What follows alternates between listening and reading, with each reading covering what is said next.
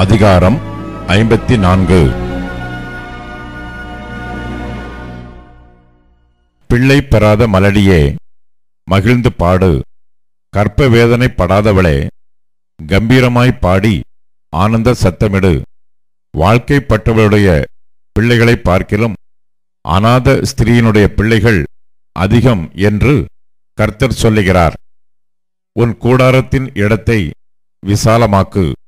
உன் வாசஸ்தலங்களின் திரைகள் விரிவாகட்டும். தடை செய்யாதே.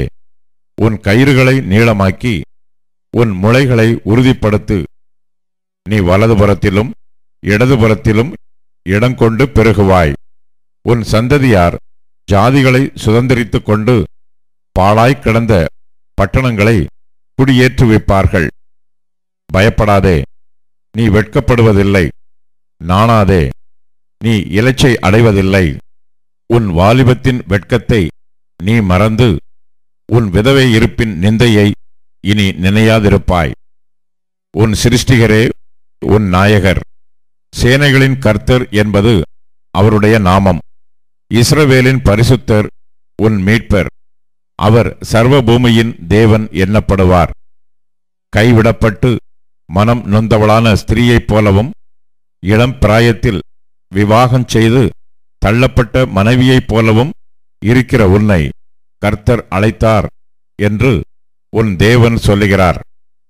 இமைப்பொழுது உன்னை கைவிட்டேன், ஆனாலும் உருக்கமான இரக்கங்களால் உன்னை சேர்த்துக் கொள்வேன்.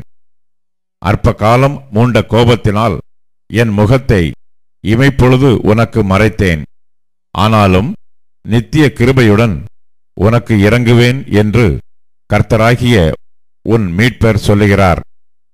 இது எனக்கு நோவாவின் காலத்தில் உண்டான வெள்ளம் போல் இருக்கும்.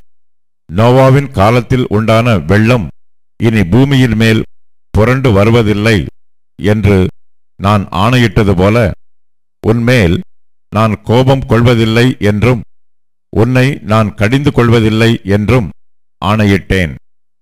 மலைகள் விலகினாலும் பர்வதங்கள் நிலை பெயர்ந்தாலும் என் கிருபை உன்னை விட்டு விலகாமலும் என் சமாதானத்தின் உடன்படிக்கை நிலை பெயராமலும் இருக்கும் என்று உன்மேல் மனதுருகுகிற கர்த்தர் சொல்லுகிறார்.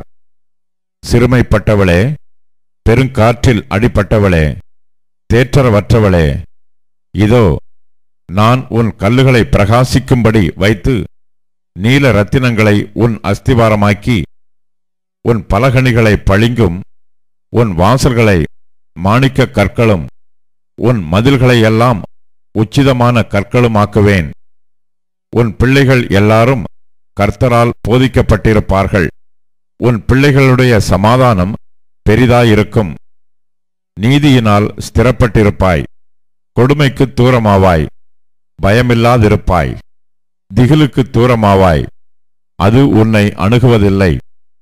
இதோ உனக்கு விரோதமாய் கூட்டம் கூடினால் அது என்னாலே கூடுகிற கூட்டமல்ல.